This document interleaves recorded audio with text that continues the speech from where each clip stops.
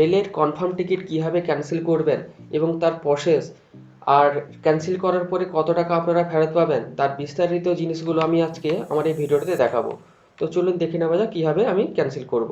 তো প্রথমে আমাকে করতে হবে, আমার আইআরটিসি সাইটে আসলাম এবং আমার এটা লগ ইন করা আছে। লগ ইন করার পরে দেখুন আমার ভিউ অলে ক্লিক করেছি। ভিউ অলে ক্লিক করার পরে দেখুন এখানে পিএনআর নাম্বার যেখানে আছে সেখানে আমাকে ক্লিক করতে হবে। পিএনআর নাম্বারে ক্লিক করার পরে দেখুন নিচের অপশানে যেটা আছে ক্যান্সেল টিকিট বলে, সেই অপশানে আমাকে ক্লিক করতে হবে। ক্যান্সেল করার পরে দেখুন এখানে ওকেতে ওকেতে ক্লিক করতে হবে। ওকে ক্লিক করার পরে এখানে আমার 3 জনের টিকিট ছিল, 3 জনের মধ্যে আমি একজনকে ক্যান্সেল করতে চাইছি। তো একজনকে সিলেক্ট করার পরে দেখুন এখানে ডান সাইডের দিকে ক্যান্সেল টিকিট বলে অপশান আছে, সেই ক্যান্সেল টিকিটে আমি ক্লিক করলাম। ক্যান্সেল টিকিট ক্লিক করার পরে কনফার্মেশন চাইছে। কনফার্মেশন আমি ওকে ক্লিক করার পরে কিন্তু সিএনএফ যেটা মানে কনফার্ম, তো সেটা এখন হচ্ছে সিএএন মানে হচ্ছে ক্যান্সেল হয়ে গেছে।